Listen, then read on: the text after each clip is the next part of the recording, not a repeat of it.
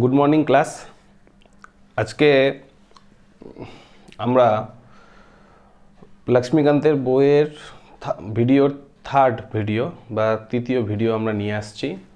আমরা এখন লক্ষ্মীকান্তের বইয়ের তোমার হচ্ছে সিরিজ কমপ্লিট করছি। চেষ্টা করব লক্ষ্মীকান্তের বইটাকে চ্যাপ্টার ওয়াইজ যতটা পারবো তোমাদের বোঝানোর। তো অলরেডি আমরা দুটো ভিডিও কমপ্লিট করেছি, এটা তৃতীয় ভিডিও চলছে। আগের দুটো ভিডিও দেখতে গেলে আমার ইউটিউব চ্যানেল যে রয়েছে সেখান থেকে পেয়ে যাবে, প্লে লিস্ট করা রয়েছে, সেখান থেকে প্লে লিস্ট থেকে প্রতিটা ভিডিও দেখতে পারো। এবার আমি যে বিষয়ে তোমাদেরকে বলছি, গতকালকের আমাদের যে ক্লাস হয়েছিল, গতকালকের ক্লাসে আমি তোমাদেরকে হিস্টোরিক্যাল ব্যাকগ্রাউন্ড যে চ্যাপ্টারটা রয়েছে তার মধ্য থেকে 1773 সালের রেগুলেটিং আইন থেকে তোমার হচ্ছে 1786 সালের আইন পর্যন্ত তোমাদেরকে আমি পড়িয়েছিলাম।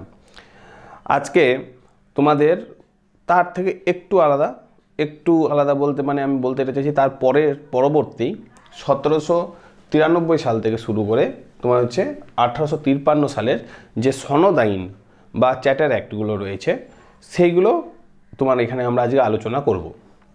আচ্ছা, তোমাদেরকে বলে দিই যে লক্ষ্য করো, চারটা আইন এখানে রয়েছে। একটা হচ্ছে 1793 সালে আইন, একটা 1813 সালের আইন, একটা হচ্ছে 1833 সালের আইন, তারপর হচ্ছে 1853 সালের আইন। অর্থাৎ 1773 সালের পর 20 বছর পর তোমার হচ্ছে একটা সংশোধনী আইন আসে যার নাম হচ্ছে 1793 সালের আইন। তারপরে 1813 সালের আইন, 1813 সালের আইনটা হচ্ছে তোমার হচ্ছে ঠিক তার 20 বছর পরে আসে, ঠিক আছে। তারপরে তার ঠিক 20 বছর পর আসে হচ্ছে কি 1833 সালের আইন, এবং শেষমেশ তোমার হচ্ছে 1853 সালের আইন আসে। তারপরে 1853 সালের আইনের পর কোম্পানির শাসন ব্যবস্থা এর পরে আর বাড়ানো হয়নি, এবং কোম্পানির শাসন ব্যবস্থা তোমার হচ্ছে ব্রিটিশ ক্রাউন বা ব্রিটিশ পার্লামেন্ট সম্পূর্ণরূপে নিজের নিয়ন্ত্রণে নিয়ে নেয়, ঠিক আছে। এবার আমরা যে বিষয়ে আলোচনা করব সেটা হচ্ছে কি এই আইনগুলোর সম্বন্ধে আমরা মোটামুটি জানার চেষ্টা করব বা বোঝার চেষ্টা করব। সবার প্রথমে আমরা বলি যে রেগুলেটিং অ্যাক্ট যেটা হয়েছিল তখন স্পষ্ট করে দেওয়া হয়েছিল যে 20 বছরের জন্য এই আইন থাকবে এবং পরবর্তীতে আবার এই আইনটার সংশোধন করা হবে। তো সেই হিসাবে বা সেই প্রতিশ্রুতি বাবদ তোমার হচ্ছে ব্রিটিশ পার্লামেন্ট কি করে 1793 সালে একটা আইন নিয়ে আসে। এই 1793 সালের যে আইন এটা হলো তোমার হচ্ছে সনদ আইন। দেখো, আমি স্পষ্ট প্রথমেই লিখেছি, এখানে যতগুলো আইন এখানে আমরা লিখছি বা পড়ছি প্রতিটা আইনই হচ্ছে কি চ্যাটার অ্যাক্ট বা তোমার হচ্ছে সনদ আইন। এর মধ্যে থেকে সবার প্রথমে যে আইনটা রয়েছে তার নাম হচ্ছে তাহলে কি 1793 সালের সনদ আইন বা চ্যাটার অ্যাক্ট। দেখো এখানে কি বলা রয়েছে, লক্ষ্মীকান্তের বই অনুযায়ী 5টা মূল টপিক রয়েছে। আমি 5টা টপিককেই আমি তোমার হচ্ছে এখানে লিখেছি, ঠিক আছে। আচ্ছা, এই আইনটা যখন তৈরি হয় সেই সময় তোমরা নিশ্চয়ই জানো লর্ড কর্নওয়ালিস তোমার হচ্ছে ভারতবর্ষের তো না তোমার হচ্ছে বাংলার গভর্নর জেনারেল ছিলেন, ঠিক আছে। তো এই বাংলার governor general Lord Cornwallis already এর আগে 1786 সালে বেশ কিছু দাবি দাবা নিয়ে তোমার হচ্ছে এসেছিলেন, এবং তোমাদেরকে এটাও বলেছিলাম যে লর্ড কর্নওয়ালিস যখন এসেছিল তার জন্য স্পেশাল 1786 সালের আইনটাকে তৈরি করা হয়েছিল।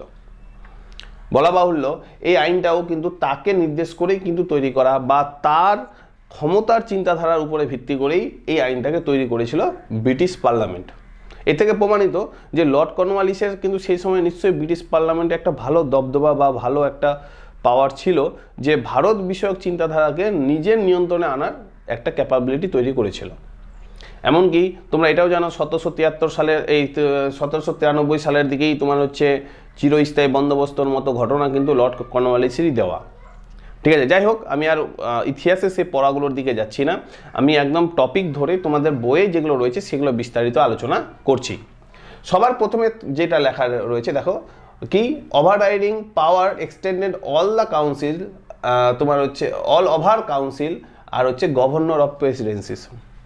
ব্রিটিশ সরকারের ভারতীয় স্থানে যতগুলো তোমার হচ্ছে কাউন্সিল রয়েছিল বা তোমার হচ্ছে প্রেসিডেন্সি সেই সময় পর্যন্ত 3টেই প্রেসিডেন্সি, একটা বেঙ্গল, প্রেসিডেন্সি, একটা হচ্ছে মাদ্রাজ প্রেসিডেন্সি, আর একটা হচ্ছে তোমার হচ্ছে কি বোম্বাই প্রেসিডেন্সি।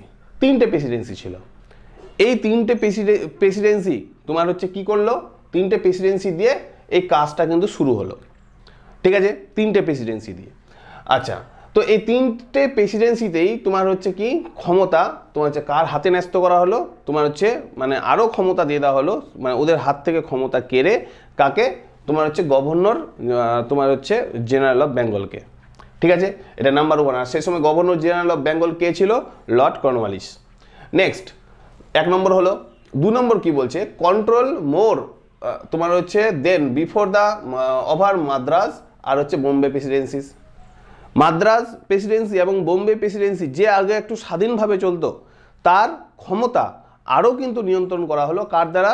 তোমার হচ্ছে বেঙ্গল যে তোমার হচ্ছে গভর্নর জেনারেল, তার মাধ্যম দিয়ে তোমার হচ্ছে তাদের ক্ষমতাকে আরও নিয়ন্ত্রণ করা হলো। ঠিক আছে। 3 নম্বর, এই যে আইনটা, এই আইনটাকে আরও 20 বছরের জন্য বাড়িয়ে দেওয়া হলো। ঠিক আছে, এক্সটেন্ডেড ফর দ্য 20 ইয়ার্স, মানে হচ্ছে এর পরে আবার যখন চ্যাটার অ্যাক্ট আসবে সেটা আবার 20 বছর পর, নিশ্চয়ই জানো আবার 20 বছর পরে 1813 সালে আবার একটা চ্যাটার অ্যাক্ট বা সনদ আইন এসেছিল। নেক্সট হচ্ছে কি, যে তোমার হচ্ছে commander in chief was not the member of the তোমার হচ্ছে governor general council. Bengal governor general কাউন্সিলের তোমার হচ্ছে মেম্বার থাকবে না, যে কমান্ডার ইন চিফ থাকবে, এবং commander in chief direct representative থাকবে হচ্ছে কার? তোমার হচ্ছে গভর্নর জেনারেলের। ঠিক আছে, তো এর ফলে কি হলো, তোমার হচ্ছে কি কমান্ডার ইন চিফের কিন্তু ক্ষমতা তুলনামূলকভাবে কিন্তু আরও বাড়িয়ে দেওয়া হলো, এবং কমান্ডার ইন চিফের তোমার হচ্ছে কাউন্সিলের উপরে তোমার হচ্ছে কাউন্সিলের নিয়ন্ত্রণ কমান্ডার ইন চিফের উপরে কিন্তু কমানো হলো। নেক্সট কি বলছে? Member of the board of control and their staff salary payment from the Indian revenue. এতদিন ধরে তোমার হচ্ছে বোর্ড অফ কন্ট্রোলের সমস্ত সদস্যের টাকা তোমার হচ্ছে কে দিত? তোমার হচ্ছে ব্রিটিশ পার্লামেন্ট দিত। ঠিক আছে, তোমার নিশ্চয়ই জানো বোর্ড অফ কন্ট্রোল তোমার হচ্ছে এর আগের আইনে তৈরি করা হয়েছিল। এই প্রথম তোমার হচ্ছে কি তাদের মানে হচ্ছে বোর্ড অফ কন্ট্রোল যে রয়েছে, সেই বোর্ড অফ কন্ট্রোলের স্যালারি থেকে শুরু করে সমস্ত প্রকার পেমেন্ট কার মাধ্যম দিয়ে দেওয়া হলো? Indian revenue. মানে ভারতবর্ষের যে মানে হচ্ছে তোমার হচ্ছে মানে অর্থের যে তোমার হচ্ছে জোগাড় বা অর্থাগার, ঠিক আছে, সেইখান থেকে এবার হচ্ছে এদের পেমেন্ট দেওয়া শুরু হলো। তাহলে কি হলো, ব্রিটিশ মানে পার্লামেন্টের উপরে স্যালারি দেওয়ার বোঝাটা তুলনামূলকভাবে অনেকটাই কমে গেল, এবং সেই মানে বোঝাটা কার উপর চাপিয়ে দেওয়া হলো? কোম্পানির যে তোমার হচ্ছে ইন্ডিয়ান রেভিনিউ বা ভারতবর্ষের তোমার হচ্ছে অর্থাগার, সেই অর্থাগারে চাপিয়ে দেওয়া হলো। তারপর হচ্ছে নেক্সট এই হলো 5টা হলো, তার মানে হচ্ছে তোমার হচ্ছে কি 1793 সালের আইন অনুযায়ী 5টা হচ্ছে অ্যাক্ট। এরপরে যেটা রয়েছে সেটা হচ্ছে 1813 সালের আইন। এই 1813 সালের যে আইন রয়েছে, সেই আইন অনুযায়ী কটা তোমার দেখো এখানে কথা বলা রয়েছে? 5টা রয়েছে। এই 5টা কি কি? 1 2 3 4 5। সবার প্রথমটা দেখো কি বলছে, কি দেখো, abolish the trade monopoly of the company in India. ঠিক আছে, কোম্পানির যে একচেটিয়া ব্যবসা বাণিজ্য ছিল, ঠিক আছে, সেই একচেটিয়া ব্যবসা বাণিজ্যকে সবার আগে বন্ধ করে দেওয়া হলো। মানে এবার থেকে ব্রিটিশ অন্যান্য কোম্পানি, ঠিক আছে, সেটা সরকারি হোক বা বেসরকারি হোক, যাই হোক না কেন, তারাও কিন্তু মাথায় রাখবে এবার থেকে কিন্তু ভারতবর্ষে কিন্তু ব্যবসা বাণিজ্য করতে আসতে পারবে। ঠিক আছে, শুধুমাত্র 2টো জিনিস ছাড়া। কি কি 2টো জিনিস স্যার? একটা হচ্ছে টি, চা, ঠিক আছে, আর একটা হচ্ছে ট্রেড উইথ চায়না, মানে ভারতবর্ষের সাথে যে চায়নার যে তোমার হচ্ছে ব্যবসার সম্পর্ক, এই দুটো, ঠিক আছে, একটা চা আর ভারতবর্ষের সাথে চায়নার ব্যবসায়িক সম্পর্ক, এই দুটো কার হাতে রাখা হলো? ইস্ট ইন্ডিয়া কোম্পানির হাতে রাখা হলো। আর বাদবাকি সমস্ত ক্ষমতা কোম্পানির হাত থেকে কেনা হলো। অর্থাৎ এবার থেকে কোম্পানি ছাড়াও অন্য কোনো কোম্পানি কিন্তু আসবে এবং ভারতবর্ষের বাজারকে তোমার হচ্ছে ব্যবহার করবে। এইভাবে তোমার হচ্ছে ব্রিটিশ সমস্ত প্রকার কোম্পানির কিন্তু ভারতবর্ষে কিন্তু একটা জায়গা তৈরি করে দেওয়া হলো। নেক্সট হচ্ছে কি, sovereignty of the British crown over the Indian territories. মানে এই আইনের মাধ্যম দিয়ে প্রথম তোমার হচ্ছে বোঝা গেল যে আমার ব্রিটিশ ক্রাউন বা ব্রিটিশ পার্লামেন্টের নিয়ন্ত্রণ যে তোমার রয়েছে, কার উপরে রয়েছে? কোম্পানির উপরে রয়েছে, সেটা কিন্তু সুস্পষ্ট হয়ে গেল। এতদিন ধরে কোম্পানি এই ব্রিটিশ পার্লামেন্ট শ্যাডোর মতো কাজ করতো, ছায়ার মতো। এই প্রথম মানে মনে হলো যে না, কোম্পানি তোমার হচ্ছে ব্রিটিশ পার্লামেন্ট কোনো শ্যাডো নয়, ব্রিটিশ পার্লামেন্টই হচ্ছে মূল চালিকা শক্তি। চার জলজান্ত প্রমাণ হচ্ছে কি ব্রিটিশ তোমার হচ্ছে ইস্ট ইন্ডিয়া কোম্পানি তোমার হচ্ছে ব্যবসায়িক ক্ষমতাকে খর্ব করে দিতে পারলো হচ্ছে কে তোমার হচ্ছে ব্রিটিশ তোমার হচ্ছে পার্লামেন্ট।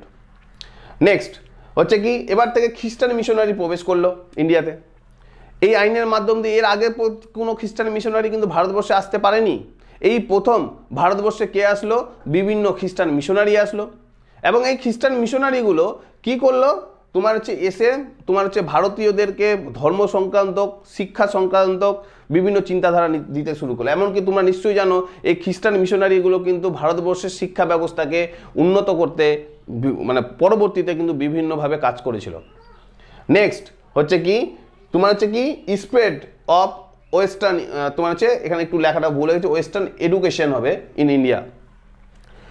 এতদিন ধরে অর্থাৎ 1773 সাল থেকে তুমি যদি 1813 সালের আগে পর্যন্ত দেখো, এই 20 বছরের মধ্যে ইস্ট ইন্ডিয়া কোম্পানি কিন্তু ভারতবর্ষে ওয়েস্টার্ন এডুকেশন মানে তোমার হচ্ছে চালু করতে চায়নি। তারা ভারতীয় প্রাচ্য শিক্ষাকেই কিন্তু ত্বরান্বিত করতে চেয়েছিল, যার জলজান্ত প্রমাণ হচ্ছে তোমার হচ্ছে কি ক্যালকাটা মাদ্রাসা, যার জলজান্ত প্রমাণ হচ্ছে কি স্যার উইলিয়াম জোনসের হচ্ছে তোমার হচ্ছে এশিয়াটিক সোসাইটি। ঠিক আছে, কিন্তু এবার ব্রিটিশ সরকার মনে করলো যে না, আমাদেরকে ভারতীয়দেরকে নিয়ে কাজ করতে হবে, ভারতীয়দেরকে, সেই কারণে আমাদের দুটো অপশন ছিল ওদের কাছে, হয় ভারতীয়দেরকে মানে ভারতীয়দের সাথে ওদেরকে ঢলে যেতে হবে, না হলে তোমার হচ্ছে ভারতীয়রা যাতে ওদের কাছে ঢলে যায়। তো স্বাভাবিক, ওরা তো ভারতীয়দের উপর তো আর বল ছাড়বে না, ঠিক না? তো ভারতীয়দের উপরে বল না ছেড়ে কি করলো, ব্যাট এবং বল দুটোই তোমার হচ্ছে ছাড়লো, মানে ধরলো কাকে, কে তোমার হচ্ছে তারা, অর্থাৎ তারা ভারতীয়দের শিক্ষা ব্যবস্থাকে আস্তে আস্তে দুর্বল করে তারা মানে প্রাচ্য শিক্ষাকে দুর্বল করে পাশ্চাত্য শিক্ষার দিকে ঝুঁকলো। আর তার প্রথম খসড়া যদি কোনোটাতে করা হয়েছিল সেটা হচ্ছে 1813 সালের তোমার হচ্ছে সনদ আইন। এই সনদ আইনের মাধ্যম দিয়ে প্রথম প্রতিশ্রুতি দেওয়া হলো যে শিক্ষা বিস্তারে, শিক্ষার উন্নতিতে তোমার হচ্ছে 1 লক্ষ টাকা করে হচ্ছে খরচা করা হবে। এই থেকে প্রমাণিত হচ্ছে সেই শিক্ষাটা কি, এই শিক্ষাটা হচ্ছে তোমার হচ্ছে কি পাশ্চাত্য শিক্ষা। নেক্সট, লোকাল গভর্নমেন্ট যেগুলো ছিল, সেই লোকাল গভর্নমেন্টগুলো এতদিন ধরে ট্যাক্স ইম্পোজ করতে পারতো না, এবার থেকে লোকাল গভর্নমেন্টগুলো কি এবার স্যার ট্যাক্স ইম্পোজ করতে শুরু করলো, অর্থাৎ ট্যাক্স তোমার হচ্ছে কালেকশন করতে শুরু করলো। কার কাছ থেকে? স্থানীয় মানুষের কাছ থেকে। যদি কোনো মানুষ, ঠিক আছে, তোমার হচ্ছে স্থানীয়ভাবে তোমার হচ্ছে যদি এই ট্যাক্সটা না দিত, তাহলে কিন্তু তার উপরে কিন্তু অত্যাচার করতেও কিন্তু কোনোভাবেই পিছু পা হাঁটতো না। কারা? তোমার হচ্ছে ঊর্ধ্বতন কর্তৃপক্ষ। তো স্যার এই হলো 5টা, আমরা কার সম্বন্ধে পড়লাম? 1813 সালের তোমার হচ্ছে সনদ আইনের সম্বন্ধে আমরা পড়লাম। নেক্সট হচ্ছে তোমার হচ্ছে কি 1833 সালের আইন। 1833 সালের আইন, এটাকে যেমন 1813 সালের আইনটাকেও তোমার 20 বছর এক্সটেন্ড করা হলো, এবং তার উপরে ভিত্তি করে 1833 সালের আইন তৈরি করা হলো। বলা হয় যে এই আইনটাকে বলা হয় তোমার হচ্ছে কি কেন্দ্রীয়করণের হচ্ছে কি ফাইনাল স্টেপ। ফাইনাল স্টেপ মানে হচ্ছে সর্বশেষ পর্যায় হচ্ছে কেন্দ্রীয়করণের এই আইনটাই। আমরা যদি এখন এখানকার যে 4টে জিনিস রয়েছে এটা যদি পড়ি, তাহলে আমরা বুঝতে পারবো কিভাবে কেন্দ্রীয়করণীয় ব্যবস্থা তোমার হচ্ছে এই 1833 সালের আইনের মাধ্যম দিয়ে ব্রিটিশরা ভারতবর্ষে নিয়ে আসলো। যেমন দেখো, প্রথম নাম্বার 1 দেখো কি বলছে, বলছে গভর্নর তোমার হচ্ছে general of Bengal made as the তোমার হচ্ছে governor general of the India. এই প্রথম তোমার হচ্ছে গভর্নর জেনারেল অফ বেঙ্গলকে, বেঙ্গলের পদোন্নতি করে তাকে গভর্নর জেনারেল অফ ইন্ডিয়াতে পরিণত করা হয়। তার মানে বুঝতেই পারছো, শুধু বেঙ্গলে বা সারা ভারতবর্ষের যে ব্রিটিশ প্রেসিডেন্সিগুলো রয়েছে তার উপরে সম্পূর্ণ অধিকার থাকবে এই গভর্নর জেনারেল অফ বেঙ্গল ওরফে গভর্নর জেনারেল অফ ইন্ডিয়া। এবং ভারতবর্ষের প্রথম গভর্নর জেনারেল যিনি হন তার নাম হচ্ছে লর্ড উইলিয়াম বেন্টিং। দেখো দেখো লেখাই আছে, এবং সমস্ত ক্ষমতা, কোন ক্ষমতা স্যার? দেখো সিভিল পাওয়ার বা সিভিল ক্ষমতা আর হচ্ছে কি মিলিটারি ক্ষমতা সম্পূর্ণরূপে কার হাতে দেওয়া হলো? গভর্নর জেনারেল অফ ইন্ডিয়ার হাতে দেওয়া হলো। ঠিক আছে, নেক্সট হচ্ছে কি deprive the governor of Bombay এবং মাদ্রাজ। একদম তোমরা নিশ্চয়ই জানো 1773 সালের রেগুলেটিং অ্যাক্টের মাধ্যম দিয়েই তোমার হচ্ছে বোম্বে এবং মাদ্রাজকে আস্তে আস্তে ছোট করা হচ্ছিল। এখানে গিয়ে আরও কিন্তু তাদের ক্ষমতা কমিয়ে দেওয়া হলো, এবং বেঙ্গলকে কিন্তু তোমার হচ্ছে বেঙ্গল প্রেসিডেন্সির কিন্তু ক্ষমতা বাড়িয়ে দেওয়া হলো। এবং এটাকে বাড়ানোর পিছনে কারণ কী ছিল? কারণ হচ্ছে যে বেঙ্গলের মাধ্যম দিয়ে সারা ভারতবর্ষে স্প্রেড করতে চেয়েছিল কারা? ব্রিটিশরা। নেক্সট কি ended the company work as a commercial body, মানে অর্থনৈতিক বিষয়ক যে কার্যাবলী কোম্পানি, সেই কোম্পানি অর্থনৈতিক বিষয়ক কার্যাবলী পুরোপুরি বন্ধ করে দেওয়া হলো। ঠিক আছে, পুরোপুরি, শুধুমাত্র কোম্পানি কি একটা অ্যাডমিনিস্ট্রেটিভ বডি হয়ে থেকে যায়। ঠিক আছে, শুধুমাত্র প্রশাসনিক মানে ক্ষমতা ছাড়া কোম্পানি আর কোনো কাজ করতে পারবে না।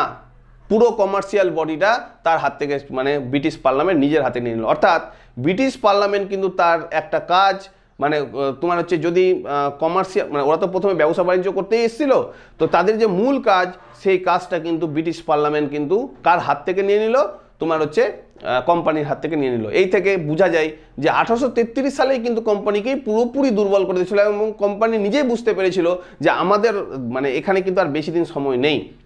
তারপরেও কিন্তু 20 বছর তাদের কিন্তু 20 বছর 20 ইয়ার্স তাদের বাড়ানো হয়েছিল। তারপরেও 20 ইয়ার্স বাড়ানো হয়েছিল বলেই কিন্তু 1853 সালের আইনটা আসে। ঠিক আছে, নেক্সট হচ্ছে কি সিভিল সার্ভিস পরীক্ষা যে রয়েছে সেটা ওপেন কম্পিটিশন করা হলো। এতদিন ধরে সিভিল সার্ভিস পরীক্ষা ওপেন কম্পিটিশন ছিল না, এবার হচ্ছে ওপেন কম্পিটিশন করা হলো যাতে সিভিল সার্ভিস পরীক্ষা একটা রিক্রুটমেন্টের মাধ্যম দিয়ে আসবে। তার পলিসি কিন্তু এই প্রথম তৈরি করা হলো যেটা হচ্ছে 1833 সালের সনদ আইনের মাধ্যম দিয়ে। তাহলে 1833 সালের সনদ আইনে তাহলে কি কি হলো, মানে হচ্ছে গভর্নর জেনারেল অফ বেঙ্গল হলো গভর্নর জেনারেল অফ ইন্ডিয়া প্রথম। তোমার হচ্ছে দ্বিতীয় হচ্ছে কি বোম্বে এবং মাদ্রাজকে পুরোপুরি আরও নেগলেক্ট করা হলো। তৃতীয় কি তোমার হচ্ছে কি কোম্পানি যে কমার্শিয়াল বডির ক্ষমতা পুরোপুরি মানে শেষ হয়ে গেল, একমাত্র অ্যাডমিনিস্ট্রেটিভ বডি রূপে কোম্পানি থেকে গেল। চতুর্থ হচ্ছে কি ওপেন কম্পিটিশন তোমার যেটা সিভিল সার্ভিস পরীক্ষার জন্য সেটা কিন্তু ব্যবস্থা করা হলো তোমার হচ্ছে এই আইনের মাধ্যম দিয়ে। নেক্সট হচ্ছে তোমার হচ্ছে কি তোমার হচ্ছে 1853 সালের আইন। দেখো এটা হচ্ছে লাস্ট চ্যাটার অ্যাক্ট। এটা সবার প্রথম কথা বলে দিই, এই চ্যাটার অ্যাক্টে কিন্তু 20 বছর আর বাড়ানো হয়নি। তার মানে স্পষ্ট ইন্ডিকেশন এটা ছিল যে যে কোনো সময় কোম্পানি কিন্তু কোম্পানির ক্ষমতা কিন্তু কেড়ে নিতে পারে। তাহলে এই থেকে প্রমাণিত যে সিপাহী বিদ্রোহ কিন্তু একটা ইস্যু ছিল। বাস্তবে আসল কিন্তু ক্ষমতা মানে লড়াইয়ের যে জায়গা সেটা কিন্তু ব্রিটিশ ক্রাউন এবং তোমার হচ্ছে কোম্পানির মধ্যে ছিল, এবং কোম্পানির মানে শেষ পেরেকটা কিন্তু 1853 সালের আইনের মাধ্যম দিয়ে কিন্তু পুঁতে দেওয়া হয়েছিল। ঠিক আছে, তার মানে আমি বলতে এটা চাইছি সিপাহী বিদ্রোহটা একটা কি উপলক্ষ ছিল, আসলে কিন্তু তোমার হচ্ছে ব্রিটিশ পার্লামেন্টও চাইছিল এবার থেকে কোম্পানি আস্তে আস্তে সরে যাবে, আর কে ভারতবর্ষের শাসন ব্যবস্থা মানে নিজের হাতে গ্রহণ করবে, তোমার হচ্ছে সরাসরিভাবে গ্রহণ করবে হচ্ছে কে ব্রিটিশ পার্লামেন্ট। এবার দেখো কি বলছে এখানকার আইনে কি কি কথা বলেছে। দেখো 4টে টপিক রয়েছে। কি কি 4টে টপিক? প্রথম ফার্স্ট কি বলছে, first time legislative and executive function separate করা হলো। মানে এই প্রথম তোমার হচ্ছে আইন বিভাগ এবং প্রশাসনিক বিভাগকে ভারতবর্ষে আলাদা করা হলো। এতদিন একসাথে কাজ করছিল, এই প্রথম কি করা হলো স্যার, আলাদা করা হলো।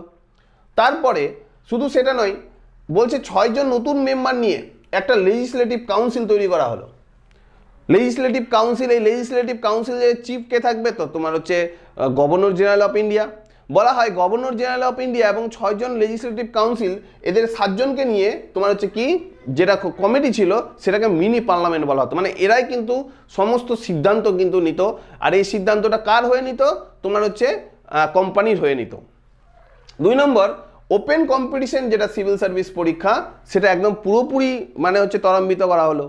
ঠিক আছে, এমনকি তার সংক্রান্ত একটা এই সময় কমিটিও তৈরি করা হয় যার নাম হচ্ছে মেকলে কমিটি, এবং এই মেকলে কমিটি তৈরি করা হয়েছিল 1854 সালে।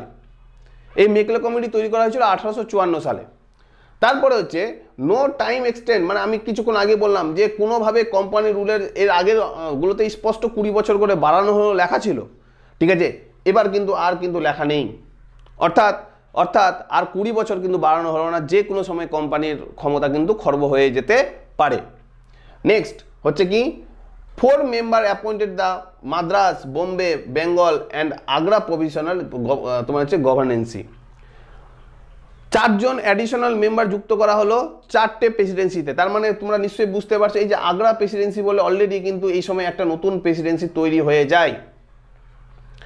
এতদিন ধরে ব্রিটিশদের 3টা প্রেসিডেন্সি ছিল, ব্রিটিশদের একটা নতুন প্রেসিডেন্সি তৈরি হয়, তার নাম হচ্ছে আগ্রা প্রেসিডেন্সি। অর্থাৎ ব্রিটিশরা কিন্তু তার নিজের কাজে কিন্তু এগোতে থাকে।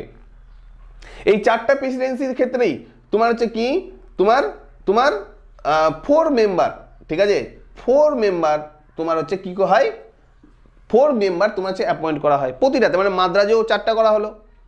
ঠিক আছে, তোমার হচ্ছে বোম্বে, বেঙ্গল, আগ্রা 4টা মানে তাদের প্রতিনিধি তোমার হচ্ছে যুক্ত করা হলো।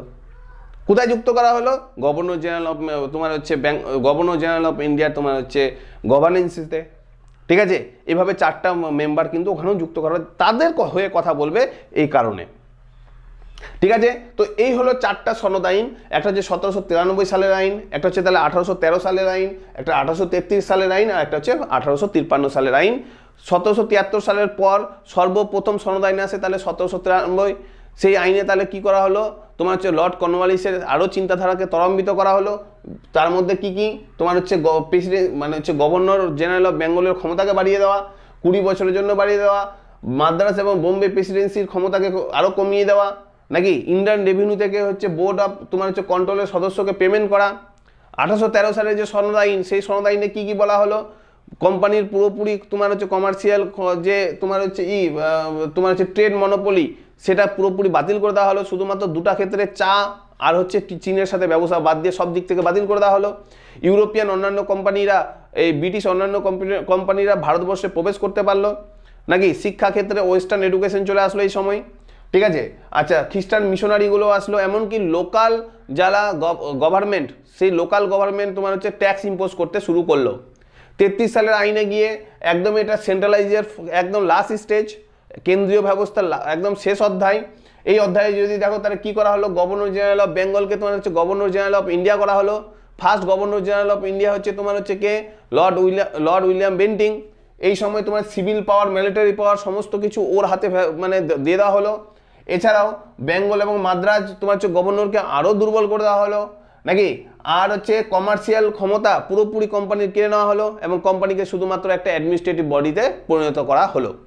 কমার্শিয়াল ক্ষমতা হচ্ছে কার দ্বারা নিয়ন্ত্রণ হবে, ব্রিটিশ পার্লামেন্টের দ্বারা নিয়ন্ত্রণ হবে। এমনকি সিভিল সার্ভিস পরীক্ষার কথাও কিন্তু এই সময় কিন্তু বলা হয়। নেক্সট হচ্ছে 1853 সালের আইন, এটা লাস্ট অ্যাক্ট।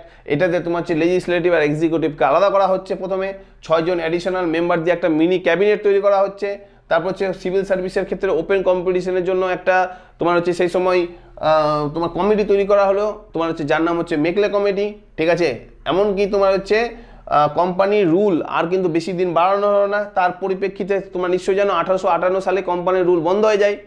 তারপরে হচ্ছে 4 জন মেম্বার অ্যাপয়েন্টমেন্ট করা হলো তোমার হচ্ছে প্রভিশনাল গভর্নেন্সিতে। 4টা মেম্বার কে কে, একটা হচ্ছে মাদ্রাজ, একটা হচ্ছে বোম্বে, একটা হচ্ছে বেঙ্গল, আর একটা হচ্ছে আগ্রা। ঠিক আছে। আশা করি তোমরা এই 4টা বুঝতে পেরেছো সনদ আইন। ঠিক আছে। এই সনদ আইনটা হওয়াতে তোমার হচ্ছে ব্রিটিশ যে তোমার হচ্ছে কোম্পানি, সেই কোম্পানির কার্যক্ষমতা কিন্তু এখান থেকেই শেষ হয়ে গেল। অর্থাৎ 1853 সালের পর কোম্পানির হয়ে কিন্তু আর কোনো আইন কিন্তু আসেনি। এরপরে তোমরা নিশ্চয়ই জানো, আমি কিছুক্ষণ আগেই বললাম যে এই 1853 সালের আইনে এটাকে 20 বছরের জন্য বাড়ানো হয়নি। তার মানে কি একদম স্পষ্ট ইন্ডিকেশন ছিল যে কোনো সময় কি কোম্পানির ক্ষমতা কিন্তু চলে যেতে পারে।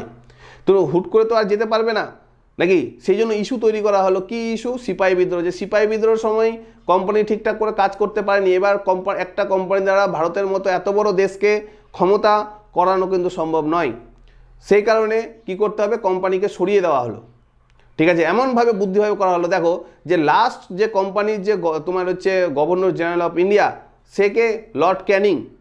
আর তোমার হচ্ছে 1858 সালের যে আইন আসে, আর তোমার হচ্ছে পুরোপুরি কোম্পানি তোমার হচ্ছে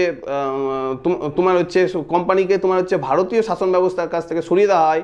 সেই লর্ড ক্যানিংকেই কিন্তু আবার প্রথম ভাইসরয় করা হয়, যাতে করে কোনো ধরনের কি মানে হচ্ছে গৃহ আন্দোলন বা তোমার হচ্ছে কোম্পানি বা তোমার হচ্ছে ব্রিটিশ পার্লামেন্টের মধ্যে কোনো ধরনের ঝামেলা না আসে। ঠিক আছে। তো এই হলো 4টা সনদ আইন। এই 4টা সনদ আইনের মাধ্যম দিয়ে প্রায় বুঝতেই পারছো প্রায় 80 বছর, 93 থেকে বুঝতে পারছো 80 তো না, প্রায় 100 বছর। ঠিক আছে। প্রায় 100 বছরের কাছাকাছি তোমার হচ্ছে কি করেছে, তোমার হচ্ছে কোম্পানি আমাদের ভারতবর্ষে রাজত্ব করেছে। এবং ভারতবর্ষ রাজত্ব করতে প্রত্যক্ষ বা পরোক্ষভাবে যে সাহায্য করেছে তার নাম হচ্ছে ব্রিটিশ পার্লামেন্ট। ব্রিটিশ পার্লামেন্ট বারে বারে মানে বিভিন্ন নীতি তৈরি করে কোম্পানির ক্ষমতাকে খর্ব করেছে। এবং এই খর্ব করার লাস্ট পেরে পোতা হয়েছে কোন সময়, 1853 সালের সনদ আইনের মাধ্যম দিয়ে। এটাই কোম্পানির হয়ে লাস্ট আইন ছিল। এর পরবর্তী আইনে কিন্তু পুরোপুরি কোম্পানিকে ধূলিসাৎ করা হয়, কোম্পানিকে বন্ধ করে দেওয়া হয়। এবং ব্রিটিশ পার্লামেন্ট সরাসরি ভারতবর্ষের শাসন ব্যবস্থায় আসে। এর পরবর্তী ক্লাসে আমরা সেটা নিয়ে আলোচনা করব। অর্থাৎ 1858 সাল থেকে শুরু করে, ঠিক আছে, 1947 সালের মধ্যে কিভাবে তোমার হচ্ছে কোম্পানি আমাদের ভারতবর্ষে এই কোম্পানি থেকে সরিয়ে দিয়ে ব্রিটিশ পার্লামেন্ট আমাদের ভারতবর্ষে শাসন ব্যবস্থা চালায়।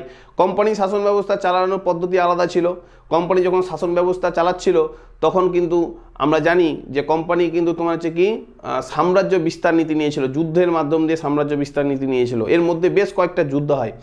কর্ণাটকের সাথে তো কর্ণাটকের যুদ্ধ তো তোমার হচ্ছে ফ্রান্সের সাথে হয়, ঠিক আছে। তারপরে হচ্ছে ধরো মহীশূরের সাথে যুদ্ধ, বাংলার সাথে যুদ্ধ, অযোধ্যার সাথে যুদ্ধ, ঠিক আছে।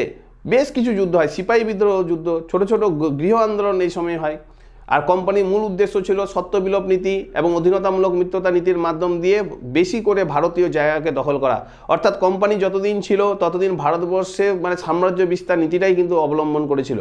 কিন্তু এর পরবর্তীতে যখন আমরা পড়বো দেখবো যে ব্রিটিশ ইস্ট ইন্ডিয়া কোম্পানি কিন্তু তোমার এই ব্রিটিশ ইস্ট ইন্ডিয়া তোমার হচ্ছে তোমার হচ্ছে ব্রিটিশ পার্লামেন্ট তোমার হচ্ছে ভারতবর্ষে তোমার হচ্ছে সাম্রাজ্য বিস্তার নীতি না নিয়ে একটা আলাদা প্রশাসনিক ব্যবস্থা চালু করেছিল, ঠিক আছে। সেটা সম্বন্ধে এর পরের ক্লাসে আমরা কিন্তু বুঝবো। আশা করছি তোমাদের তৃতীয় ক্লাসটা বুঝতে কোনো অসুবিধা হয়নি। যদি বুঝতে কোনো অসুবিধা হয় তাহলে অবশ্যই আমাকে কমেন্টে জানাবে, ঠিক আছে। আর পরবর্তী ভিডিওর জন্য অপেক্ষা করো।